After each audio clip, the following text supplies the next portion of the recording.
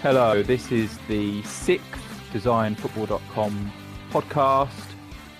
My name is Jay. I am the resident blogger on designfootball.com.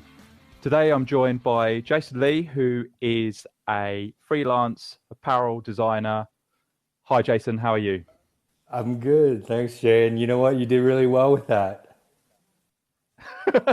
So, sorry, I that's something that Jason wasn't supposed to say. I have problems pronouncing the word apparel, and he thinks that's funny. Apparently, Jason, what is it you're actually doing now? So you a freelance apparel designer. What does that actually involve? You know what? Essentially, it's the same as doing a full-time gig. The only difference is, you're working with more brands, and I would say generally for people who are doing freelance, you're working with smaller brands as an apparel designer because, the bigger brands, they've got their stable of designers, and if they are working with freelancers, then they tend to be graphic designers.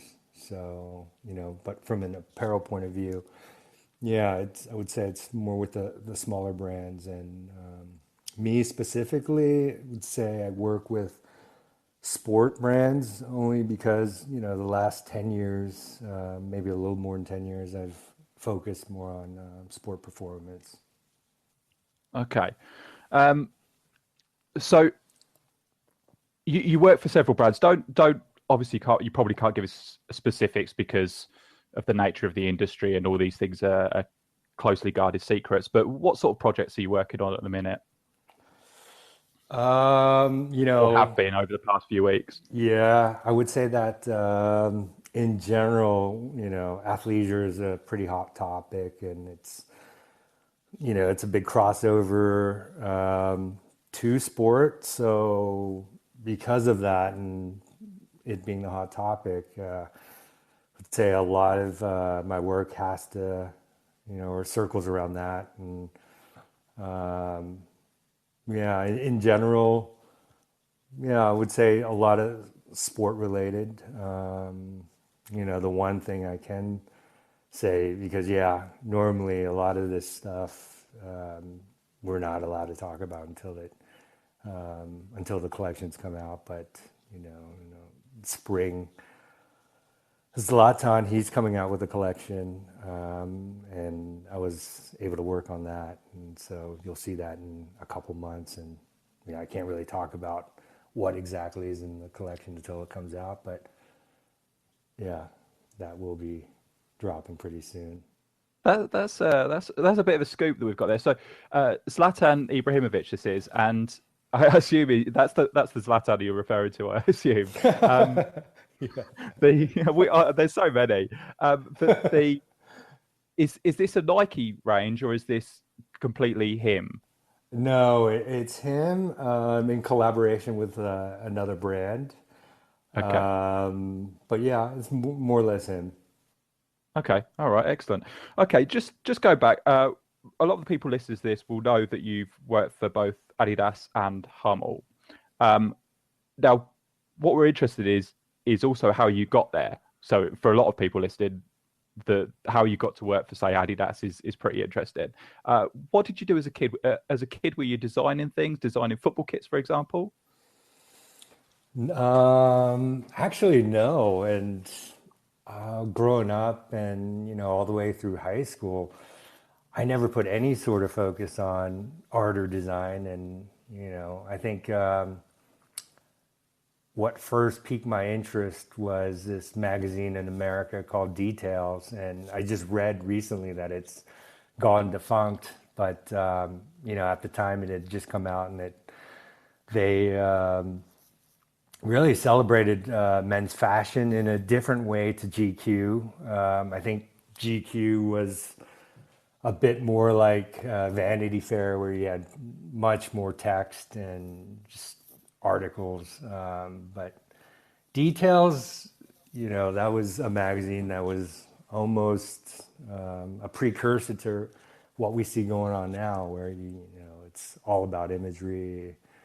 So I think when I first saw that, it piqued my interest in design in general. But I never,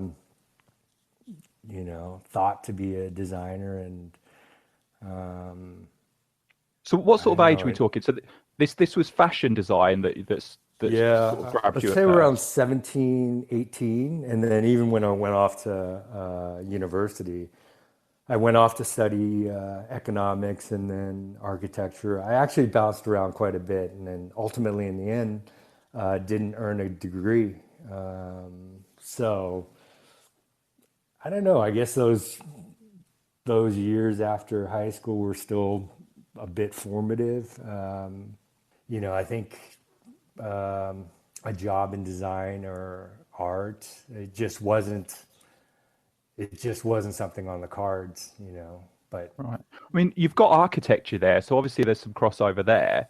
So yeah, how did it then take the direction that it took of getting into apparel design?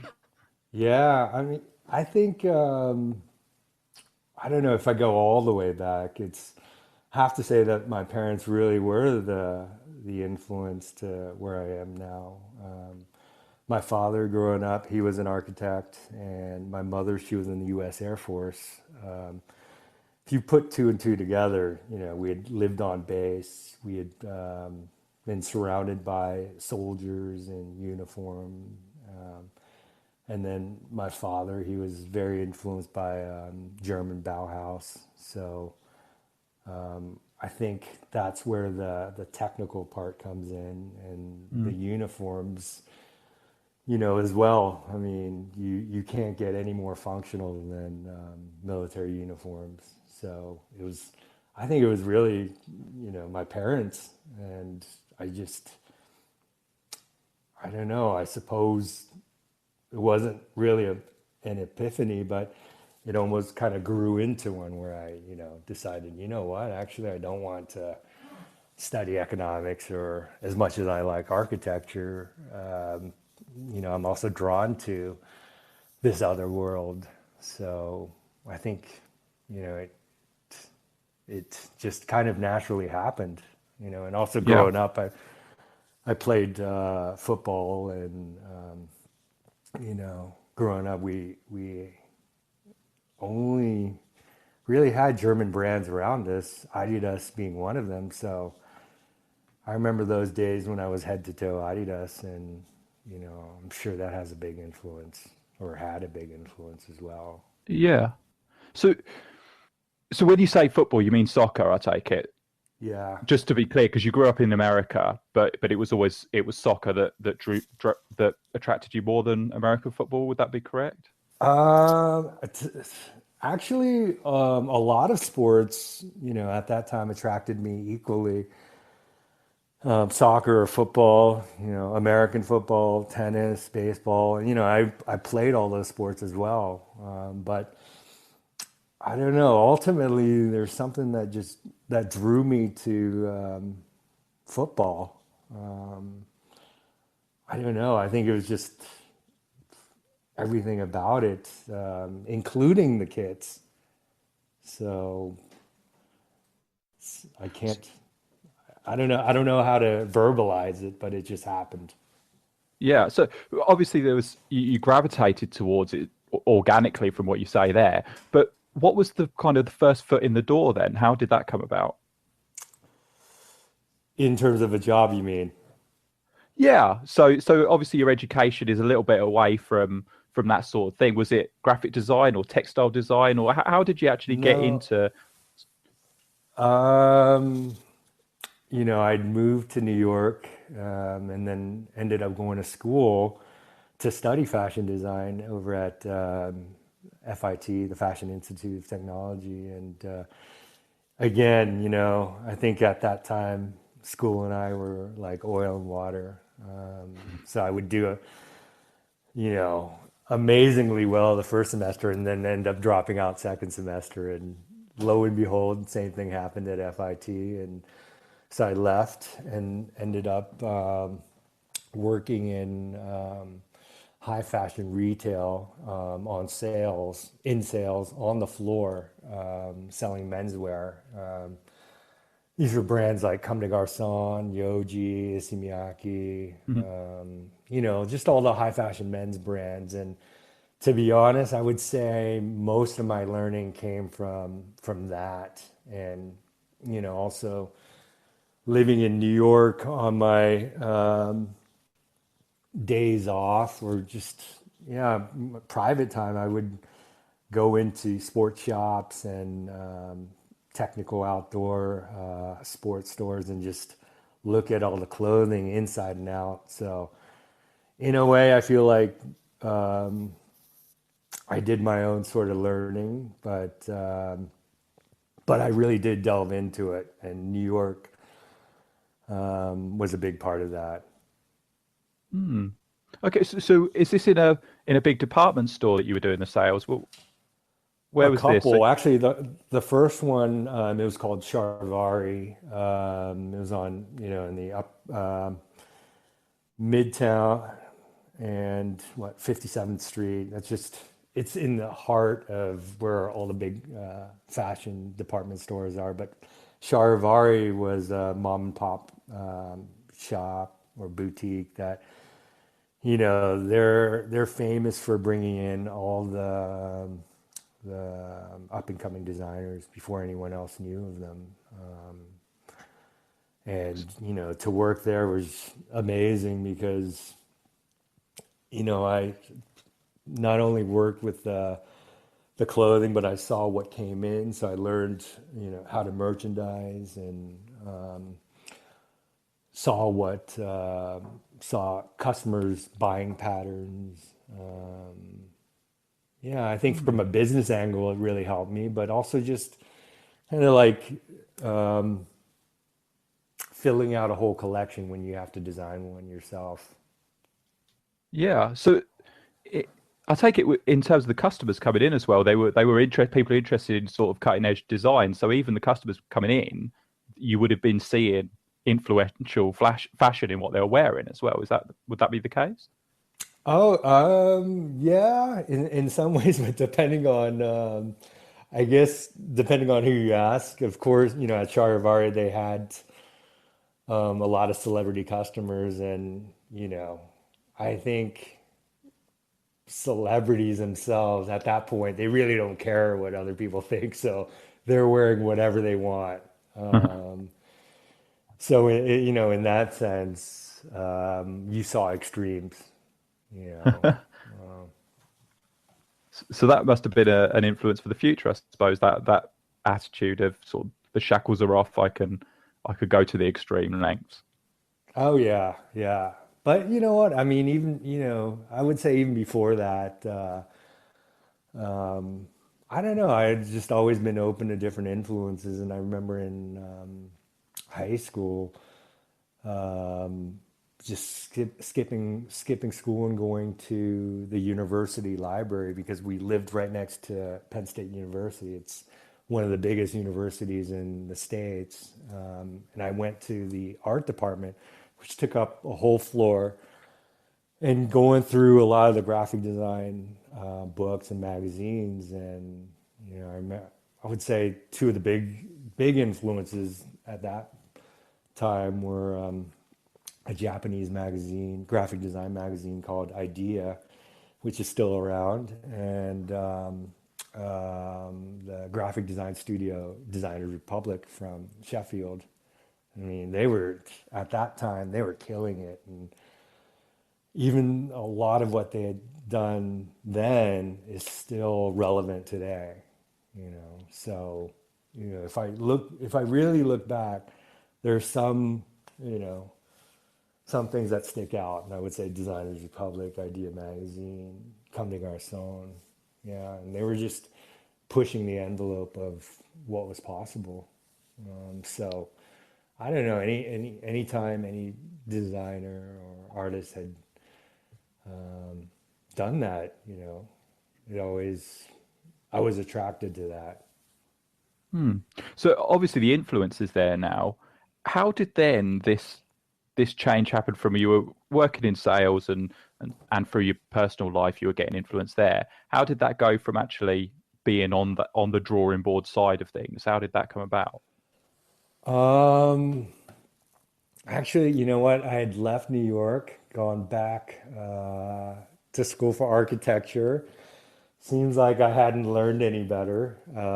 So I'd gone back to school, and again, first semester I did really well, and then second semester dropped out and ended up just hanging out playing football and yeah, just hanging out. So when that semester ended, I didn't have anywhere to go. So moved back home with my mother. Really didn't have a pot to piss in, had absolutely nothing, but I always had this calling for fashion. So, my mom ended up buying a Mac for me, an Illustrator and Illustrator Quick Start Guide. And I would say for any aspiring designers, wanting to learn Illustrator, I would say definitely get the Quick Start Guide because it's the book isn't that thick, but it goes through all the essentials. So she ended up buying the Mac. I learned the software within 2 weeks and put a portfolio together, and then looked online and saw a job posting in New York. Called him up, and then next day went in for an interview, got the job. So I started out as a design assistant and really mass market apparel, and that's designing bottoms and shorts for private label, so for customers like Walmart, Target, Mervyn's. These are just big, you know, the big box retailers, in the States. So really started from the bottom, but I But was doing so that. you went in and designing from day one. You weren't assisting someone else. It was literally your portfolio is good. Okay, we can give you a certain amount of products to actually design yourself. Was it? How did that work? Yeah, yeah. Um, you know, Gene, who hired me, firstly, I would say it's always great to have a mentor, and he was definitely a mentor to me, and also nurtured my interest in design. So I think that helped a lot, and then trusted me too. So I ended up designing a lot, but I remember those days. Um, Imagine living in New York City, but being in the office until 2 a.m., working and designing. But where New York's a place where there are just so many distractions that could take you away. And I don't know. I had just gotten I guess bit by the bug and just got really into it, and also just got into Illustrator as well. So it was just I don't know. It was almost like Zen moments, really, and Mm. So so it felt like you were home. yeah, definitely after high school and kind of just balancing from here and there, and not really knowing, but in a way, I did know. It's just that I'd never really thought about it. I So, knew what so I what was age? supposed to do, but I just didn't. What age were you around this? Mid twenties? Are we talking, or a little bit later, or Yeah, what? yeah, 27. Okay. Yeah, So I mean that's gonna. I think a lot of people listening that will fill them with a lot of hope because I think that story is echoed around the world of people not really knowing what direction they should be taking, and to hear a story about someone who really began in design in their mid to late twenties is a good thing to hear, an encouraging thing to hear. I would have thought. yeah, yeah. Though I have to say that before that, though, I still had this interest in fashion and I studied it. It's just that I hadn't designed. I up until then I built up a good history of fashion and particularly menswear and sport performance. I had always been drawn to outerwear, so like I said, I was studying outerwear inside and out. I just hadn't put pen to paper. so to speak, and designed. Okay, So so it's there was really, a basis of knowledge there. yeah, but ultimately for anyone who's an aspiring designer, because you know what, at the end of the day, we're all fantasy kit designers. It's just that some put more focus into it and then end up making a career out of it. But I'm no different than designers that are on design football. You know. That's good to hear.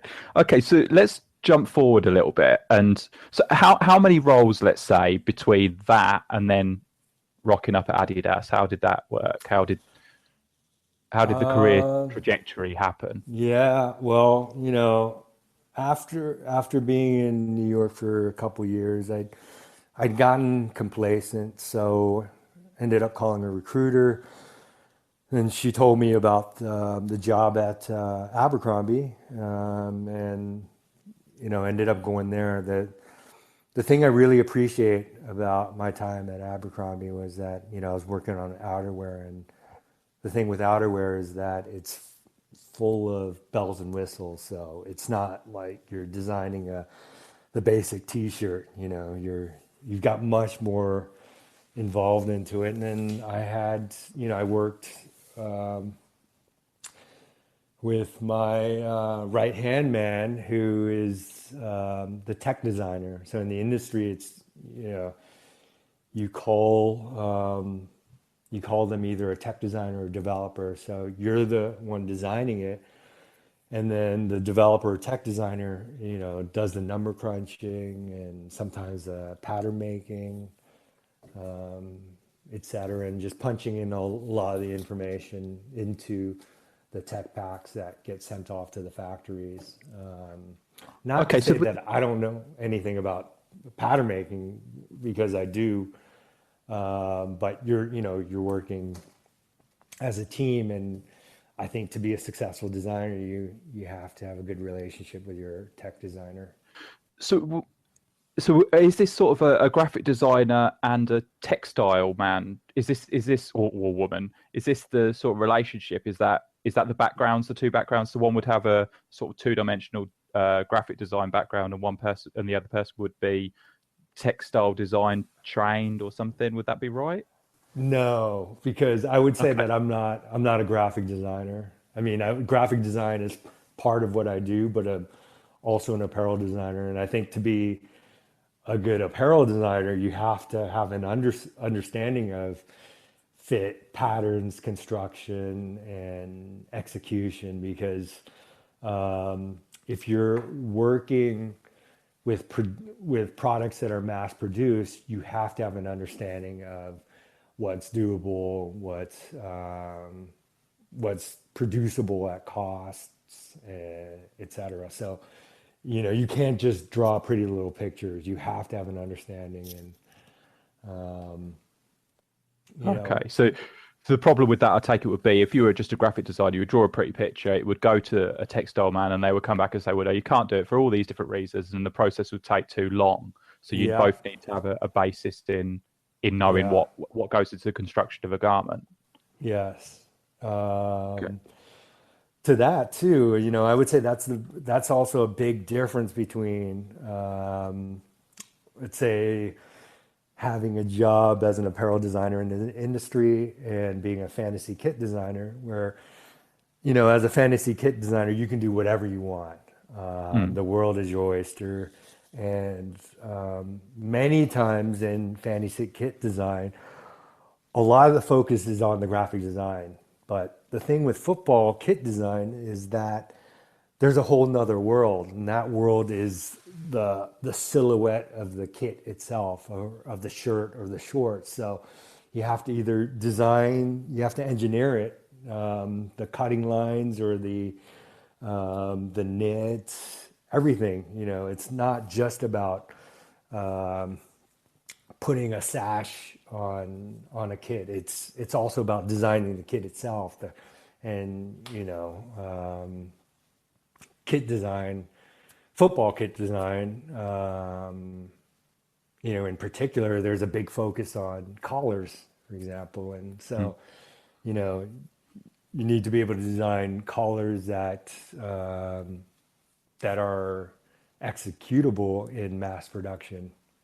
So that's where I think that, to be successful in apparel design, you have to have, some sort of base knowledge on, what's doable and what's not.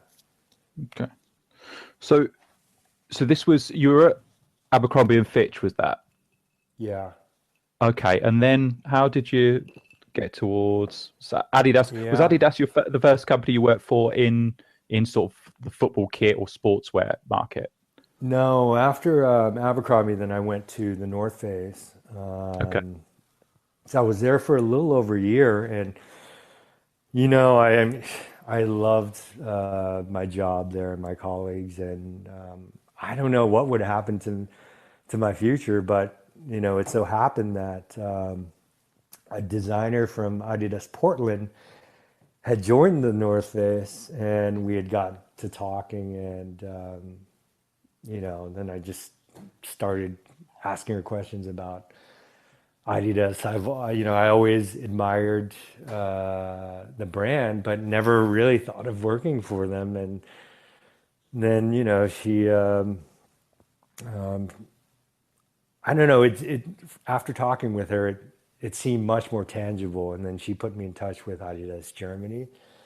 I contacted them. They asked for a project. I did one on football design because that's the position I interviewed for. And then, yeah, I ended up getting a job. I remember, I'd done a video conference interview with them from Portland and took the job sight unseen, didn't even go to Herzog or Nuremberg, just took the job because you know what? It was about the job.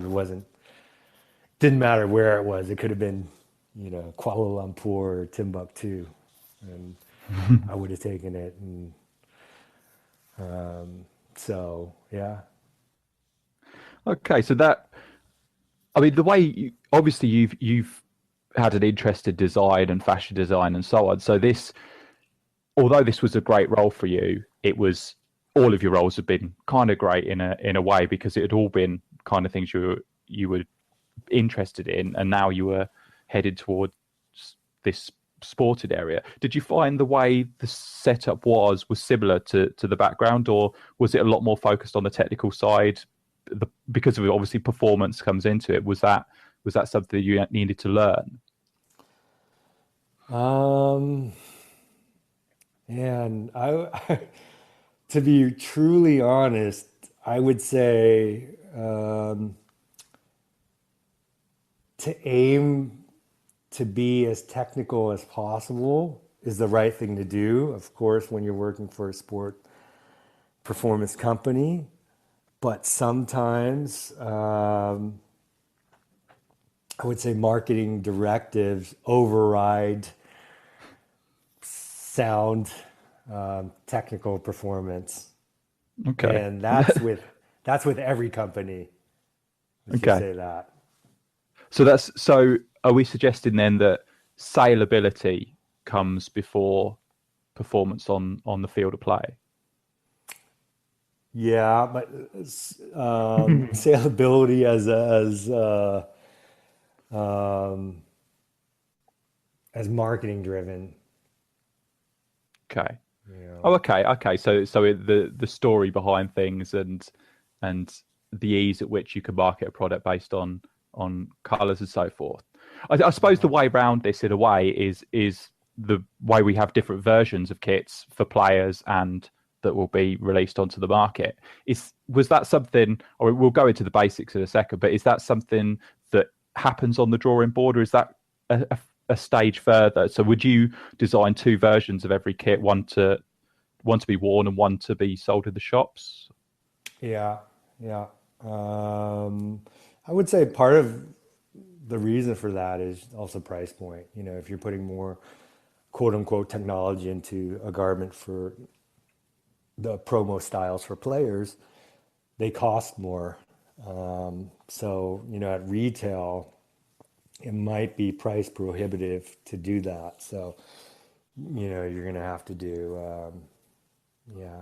I guess more of a retail based version of it. Okay. Regarding the process, I imagine there are parallels between sort of fashion design and sportswear design. Um, Marketed obviously is a major parallel there, but the in terms of let's take one of my favorite. Well, my favorite shirt of all time is the 2007 to 2008 season Olympique de Marseille third shirt, which is the orange one with the it's the gold pay design, I think, and it's the Yeah. with blue details on it. Now, this is one that you designed, but when I say that you designed it, who chose the colors? Where did the template come from? Where's the order of events here? Yeah. Well, first of all, I would say the template was designed by Patty.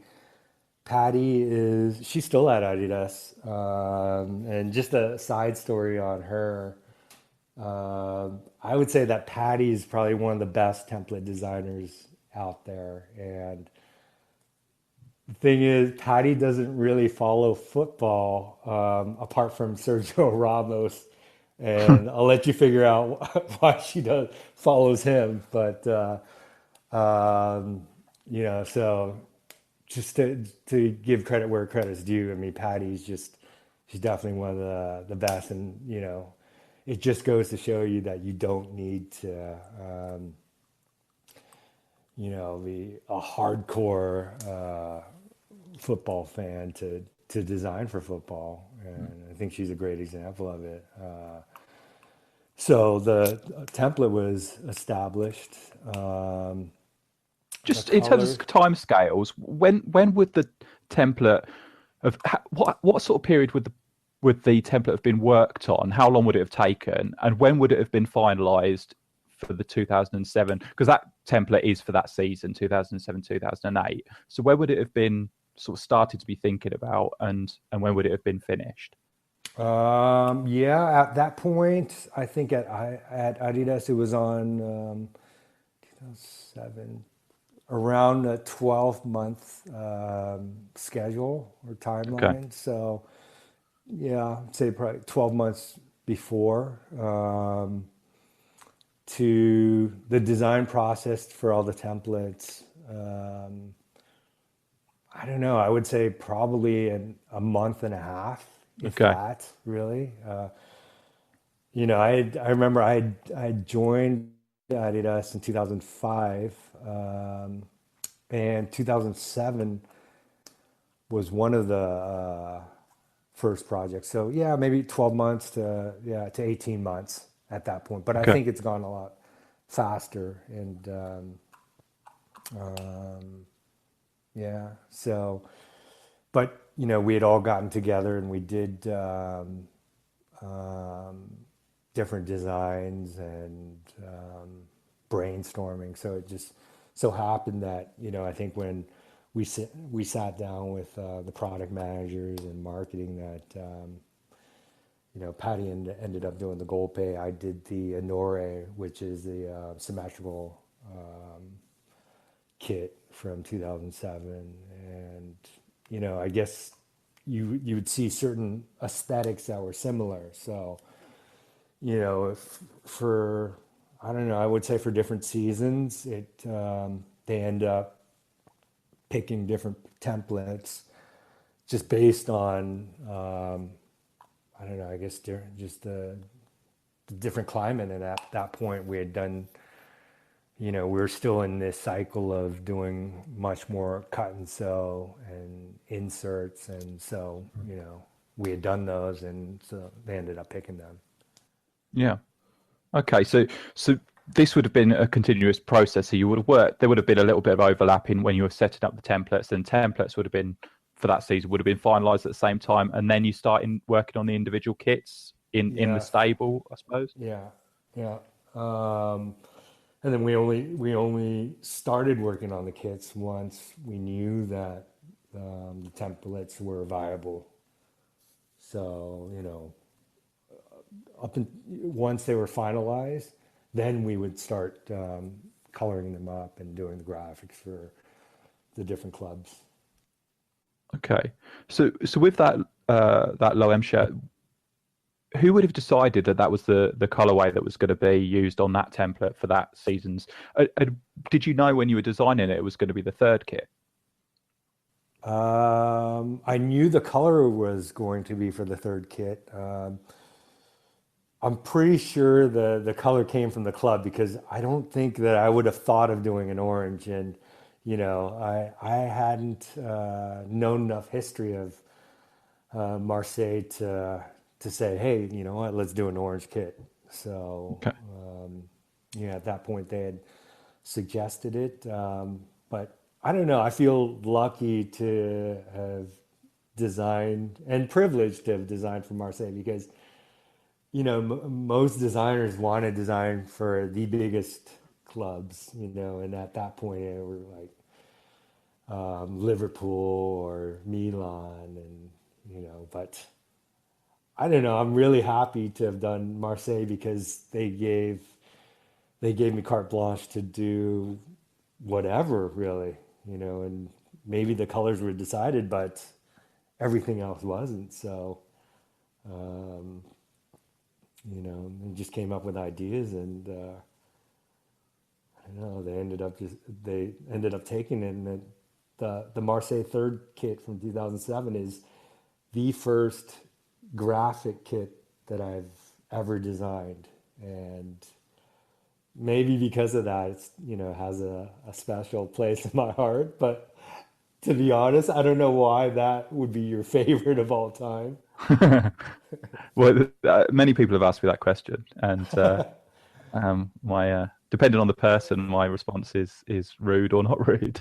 The So, I mean, that's interesting, but something about the kits for that season is that strikes me, and this isn't always the case. So I want to know how the decision is taken.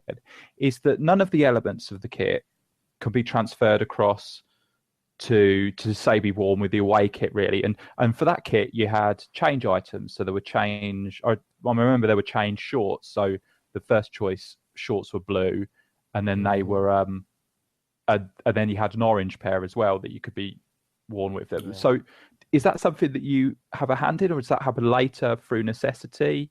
How does that work? Or and when other people are designing, so someone else in your office, let's say, is designing the away kit for that season, would you talk to them and say, okay, well, maybe we should make the shorts also be able to be used with the away kit? Would that happen, or is that just a fantasy? No, no, no. It's all planned because before you start designing or coloring up, you have to keep in mind UEFA regulations. So we know all that before we start. And the blue shorts, you end up wearing that with the home and away anyway. So to have that a blue the baby blue short for the third, you don't have as much versatility. So you have to have another short with it, and we knew that going into it. Okay, all right. But then for the other kits, you would because of how the brief is set out for other kits, you would have the option of swapping things over. So the the other Yeah, kit that you designed that actually was in the 50 greatest football shirts ever was the France the France kit that they wore at the 2010 World Cup in South Africa, which was the Tech Fit design. Now on that one, the shorts could be worn with the home kit and the away kit, couldn't they? They could yeah, be swapped over. But did you design both kits in that case? yeah, Yours were home and away. Now, yeah. what was the thinking behind that one? Did Adidas know at the time that that was going to be their last kit for France? No, but we did get a brief from the FFF to celebrate 1984 and 98. And Okay. 84 was their first trophy, with the Euros, and then 98 with the World Cup. So it's really a celebration, um, of the past.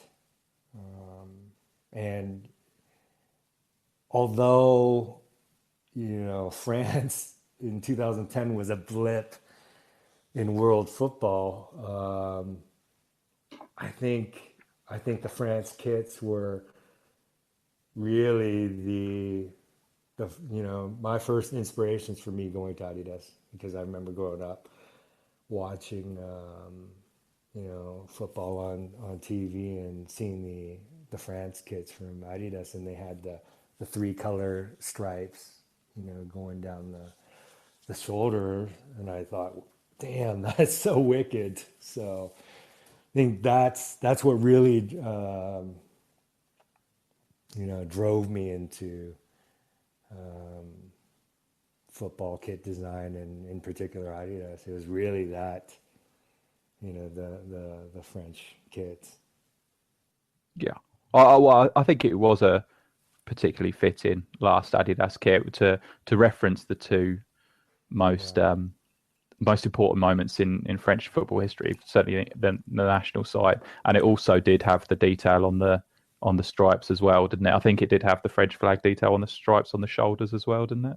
yeah, on Yeah. the shoulders, and then the piping on the back, Yeah.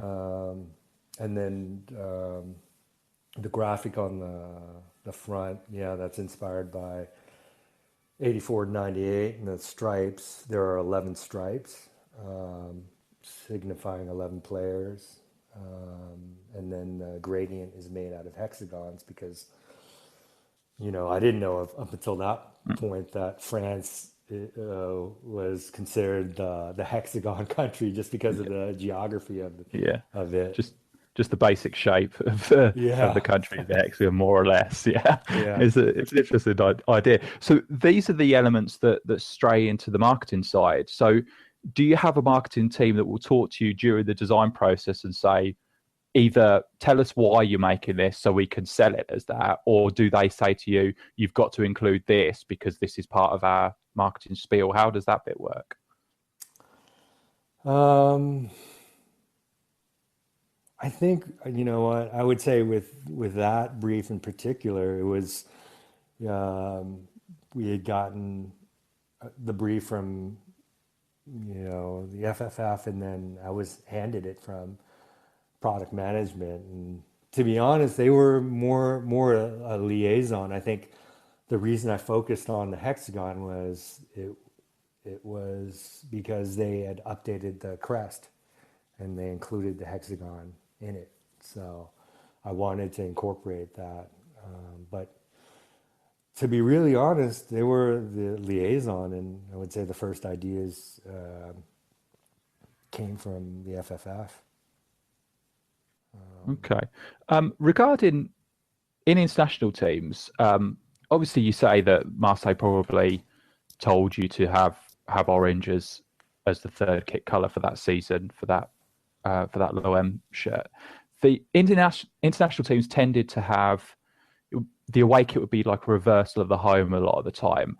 In recent seasons, we've seen maybe a lot of them moving away from that and being more imaginative with the colors they use on change kits. Was that something you noticed, and was it something that the manufacturers would have put forward or tried to sell to the different associations to say, okay, this is more marketable if we use a different color? How does it work? Do you know? Yeah, I would say that there was the big thing of having the home, away, and then the third kit. And then I think if you look at sales, you'll notice that it's always a home or away kit. And so the third kit, you'll get some traction on it, but nothing like even the away kit. So I think the trend has been to go away from being more garish on the third to the away. And if you think about the concept, I think it's a smart idea to do that. Okay.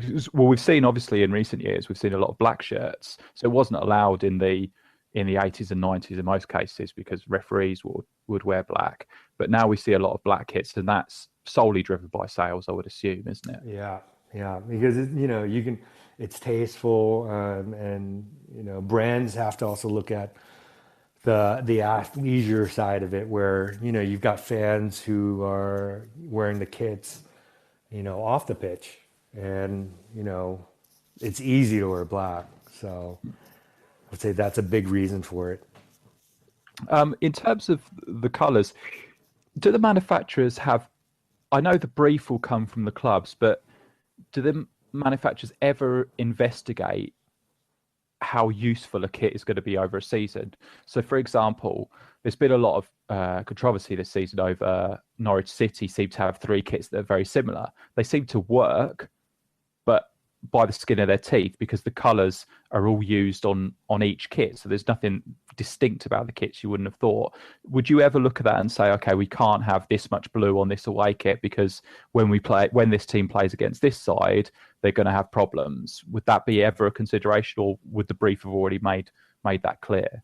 Definitely, and that goes back to the UEFA regulations, where the home and away have to be contrasting, and also they need to be contrasting to the goalkeeper kits. So, in that sense, it's something you think about from the beginning. I haven't seen all the Norwich kits, so I can't say, but I don't know. Maybe from what you're telling me, maybe someone hasn't done their due diligence. Well, it is an interesting one. We've talked about it on other podcasts because when it actually comes down to it, and Dennis Hurley has got a piece which we've already talked about it on this, but where he explains that whoever they could come up against, generally speaking, they'll be okay. But it seems a brave decision. So especially if we talk about a timescale of maybe 12 to 18 months before the season when the kit's going to be used, without seeing the fixtures, for them to have created these kits. So the home kit is yellow and green, probably in equal amounts. The away kit is green and yellow, almost equal amounts, just a slight bit more green really on the away kit. I suppose you could use change shorts and so on. And the third kit uses green, yellow, and amber, I think, with black shorts. So it seems like they won't have fulfilled the requirements, but somehow they have. So I don't know. It's difficult to know whether that was through chance or they actually planned ahead perfectly. But it's pretty impressive if they did manage that. Yeah, you know what? The thing with that too is that so you'll have the designs, and then Norwich would need to submit the designs to the league. So the league ultimately makes the final call. And if it is the case where a couple of the kits are too similar, I would say then the responsibility falls on the league because they approved it in the end. And all the clubs have a certain deadline in which they need to submit the final kits, and then Right. in sample form, and then it's up to the league to decide. So someone someone with the league approved it. So when would that deadline be? Would there be time? Have you ever had an instance where the league has come back and said, "Well, no, this isn't adequate," and you've had to quickly rush out a new kit? I can't. I can't recollect any experiences from my time or anyone else at Adidas, or even from Hummel. But I'm sure it's happened. A lot of the time, if there's a new contract with Adidas, for example, and so it's the first season of wearing this. So I think it happened with Wales. So Wales got the Adidas contract a couple of years ago, and the first kit that they got was essentially from the teamwear range, or it's very basic, so it's barely bespoke. Is that a standard thing, or would there be exceptions? So Manchester United didn't get a bespoke kit, and I'm not sure when that deal was actually signed. But how does the time scale? Is it possible to squeeze things into being done very, very quickly if need be? Definitely. I think um, if Adidas had signed England, for example, there's no way they would give England a basic teamwear kit. So it's always possible. And the way around that too is that you end up producing first the quantities for the qualification matches or the friendlies, and then for retail. So it's possible. The thing is, though, when it comes to all the countries and whatnot, they're putting to a tiering system. So England would be in a federation, no doubt about it. So they would have Adidas would invest the resources to give them a bespoke kit. That's just the way it is. I mean, you wouldn't, could you imagine a team where kits for France or Spain? There's no chance in hell that's going to happen.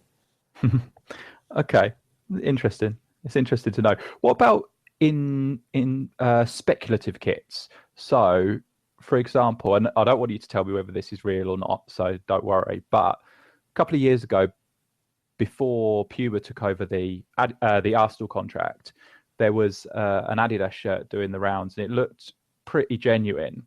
Now, would I know that they were in negotiations? It seemed like Adidas were in negotiations with Arsenal, and so were Puma at the same time, and Puma got it in the end. Would you be tasked with design a kit or put together some sort of prototype because either we want to show them what the kit will look like, or we're probably going to get this contract, so we need to start working on this now? Yeah, I would, I think I think at that point the kit itself is irrelevant. It's really about the figures involved with the contract. So like I said before, you can. I think the clubs and federations know what to expect from the sponsors. So it's really not about the kit. It's more about the numbers involved. So I think you could do that and come up with concepts and sketches and whatnot. But really, at the end of the day, I wouldn't be surprised if they don't even look at it. That's I suppose that's modern football. That's incredibly sad Yeah. to hear. But on the other side of that, then, if they knew that a deal was coming, but the sort of the T's hadn't been crossed and the I's hadn't been dotted, would they say to you, okay, we need to start working on this? It hasn't been confirmed, but we do need to start either putting together mood boards or putting together initial designs. Would that be something you'd be tasked with? I I would say really it would happen, you know, they would in some ways prepare for it, but from a design perspective, just purely from the design perspective, I would say that would happen after the contract was signed. After it was signed. Okay. Yeah. All right. So a few years ago, you left Adidas and you went to Hummel. Now, obviously, another a brand with a huge, I suppose, legacy and history in football kit design. Was this something you got excited about when you went to Hummel? I'm sure it was, but in what ways did it excite you? Looking at the past, I'm thinking mainly Denmark, I suppose, in the 80s. Was that an exciting time for you? Yeah, I mean, I think, when I had left Adidas, I had felt that I had accomplished everything I wanted to, and there wouldn't have really been anything left for me to do. I mean, you can keep on designing kits, training wear, collections, etc. But I don't know. I think I needed new challenges, and when I ended up going to Hummel, I had a bigger role in the creative direction, design direction, and really was able to make it what I thought it should be. And in that sense, I think it was much more gratifying than working at a bigger brand, because at a bigger brand you are going to have much more hierarchies and bureaucracy and paper pushing, and whereas in a smaller brand they're more nimble, and you have an idea, people are up for pursuing it without you know all the tape that comes with it. So I would say they're very different brands. And for me, they're both very gratifying in different ways. Okay. So one of the biggest projects you worked on at Hummel was the St. Pauli. So Yeah. there was before you designed the kits, there was already a relationship with St. Pauli and Hummel, wasn't there? You were designing leisure ranges, was it? Yeah, we've done a bit of of apparel and then a bit of footwear. But yeah, I guess it all really shot off once we signed a proper contract to do the football kits. And who was it who made the kits before? Was it Do You Football? Was it? Yeah, yeah, Okay. So then you got the contract for them. So to what extent did they use those kits for, is it 2 seasons worth yeah, that yeah, okay, so there's 2 seasons worth of St. Pauli kits that and they're worth looking at because there's all kinds of crazy things happening, all kinds of innovation. Glow in the dark, is that one element there is to yeah, it? Okay, so there's things yeah. like that. It's worth having a look at the whole ranges because they are great. Um, was this something that came from the club that said, okay, these are the features we want to include, or did they more give you, as you say, carte blanche to do whatever you liked with it? When we met with the club, they gave us a little bit of the history of the club and then left us with just a key word, Kiezhelden. Kiezhelden in German translates to neighborhood heroes or heroes from the hood. Keats is more or less the hood. So that's it. And apart from doing a brown home kit, which is tradition, and white for away, everything else was, yeah, really up to me to decide. And I just went back from the meeting and just brainstormed, and then I don't know, it just kind of all fell into place. Okay, so I'd imagine it was quite a fun thing to work on because they come from I suppose, a left wing and liberal stance. So there's a lot of things that you maybe wouldn't see in other football kits. So the cuffs on, is it the current season away shirt are the rainbow flag? Is that right? Yeah, yeah, Okay.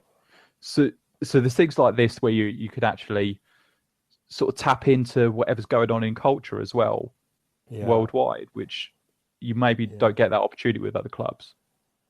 yeah. And I think in general though, there's that opportunity to put more of the zeitgeist into today's kids. And if I look back at the kits that really inspired me, they come from the early '90s, and they were, the designers then. I think they were they were doing so much, whether good or bad, but they were really pushing it.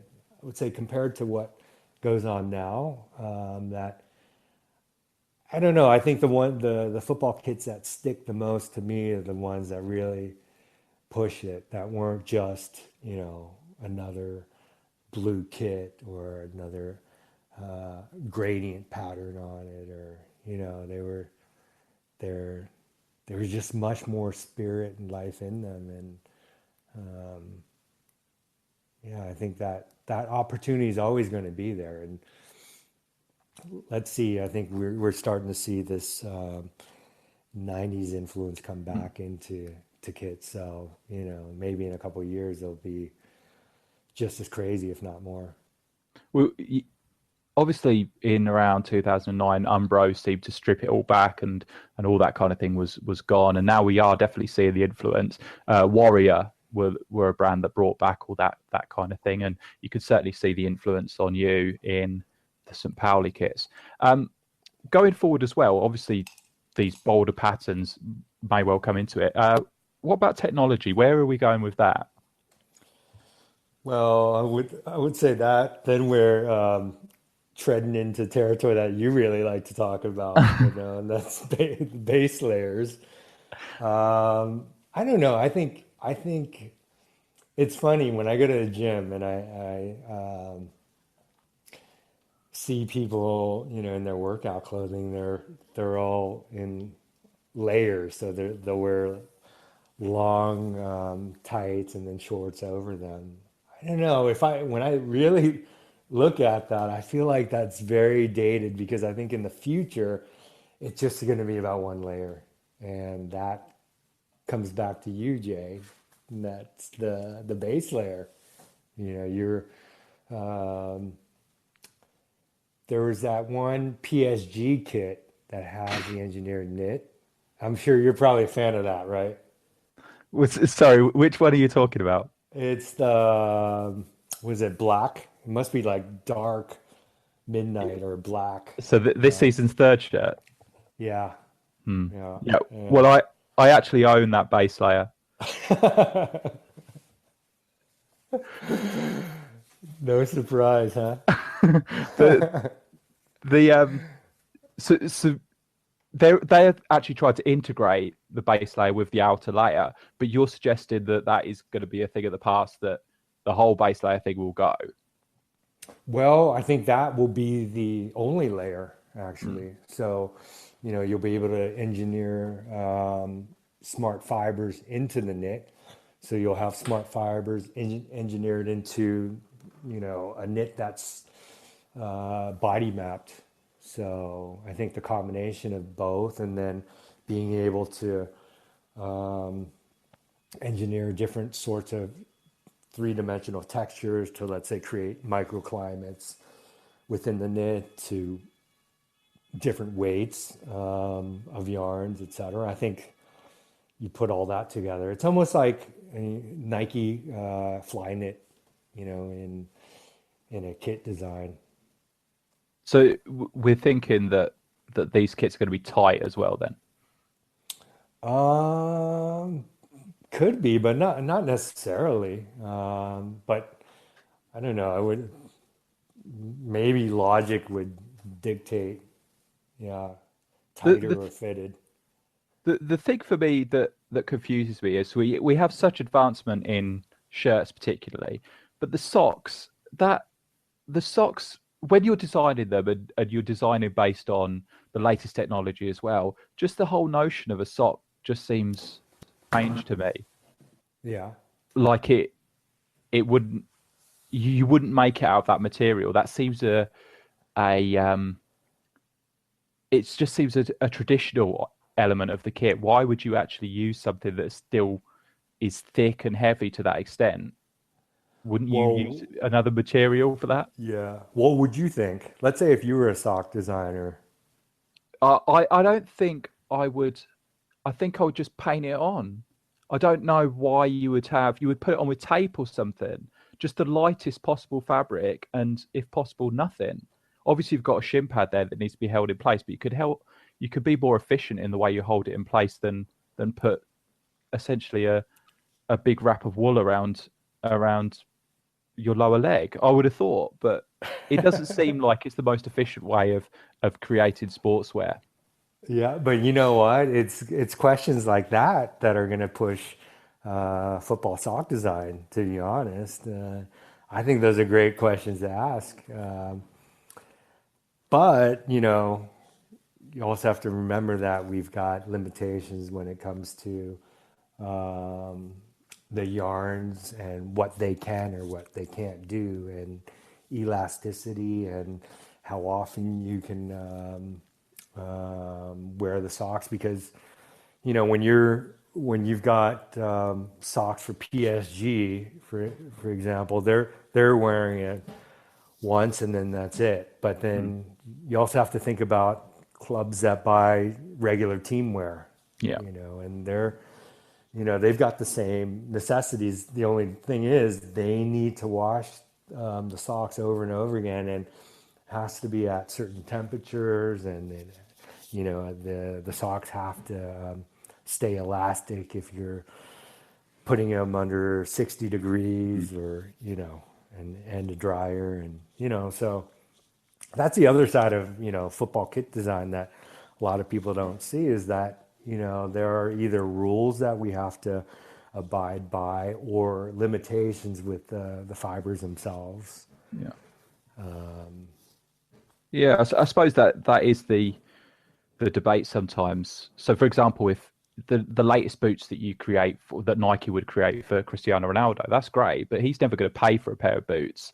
So, whilst it's got to be perfectly to his liking, it's he is really just a model for them and a Yeah. reason why other people will buy them. Really, in terms of making the boots, you should be catering for the people who are going to buy them in the shops more than the player. Yeah. It's the balance you get from that because obviously he's got to do well on the pitch for the boot to be desirable from the public. But then if no one can actually wear the boot because they haven't got a foot shaped like Cristiano Ronaldo, then you get another problem there where the reviews come back. This boot is has broken my foot. So Yeah. the balance is always going to be there, like you say. So that's a great example. A pub team is going to want socks that last a whole season, whereas a Premier League team wants socks that you can easily cut the foot off because they're going to use their own socks anyway, and Yeah. it can be thrown away after the game. So Yeah. yeah, the balance between the two is probably as difficult, and yes, it's yeah difficult to get right sometimes. Yeah. Okay, that's been fantastic, Jason. I think we've learned so much. We've been talking for a very, very long time now, but that's great. I take it as a freelance kit designer, this is just my fantasy of how it works. You work hard during the day, and now your evening is basically going to be the R. Kelly ignition video, something like that. Is that about right? Or the a Beyonce formation video. Well, maybe, yeah. No. You know what? I think that anyone can be a kit designer, and not only a fantasy kit designer, but to work for a brand. It's really how much do you want it? Mm. So because I really feel like if I can do it, anyone can do it, and it's not far fetched, and it's not really a dream. And I think yeah, for any of those that want to do it, just really put the hours into it after your full-time job or studying, and it's definitely possible. Yeah, from what you've said, you're certainly an inspiration in that. So it's firstly, it's never too late, and secondly, there needs to be the basis there. So if you really want it, then you've probably been working towards it inadvertently, if not actually in a role, and you probably get there at the end. So from what you said, the right people will get those jobs. So that's incredibly encouraging as well. Just regarding your work, is it eldejo.com? Is that right? Yeah. Okay, so that's something that people should visit. It's Jason am I pronouncing that right? Is it Eldejo? Yeah. Yeah. Eldejo on Twitter, which is ELDEJO. If you wanted to talk to him, is that okay? Are we okay to Yeah. advertise that fact? Yeah. You don't That's sound social too media, convinced. right? That is social media. We have to do it. This has been fantastic. Thanks so much for talking to me. We may well speak to you again in the future. I hope we do. So give Jason a shout if you want to discuss these things further. If you want to speak to me, I'm J29ers on Twitter. Head over to the website, which is designfootball.com, if you're not already aware. Design Football on Twitter, designfootball.com on Facebook as well. And we'll speak to you again soon with someone new. And Thanks very Jay, much. thanks a lot for inviting me. I really appreciate it. Thank you, Jason. Bye bye now. All right. Bye.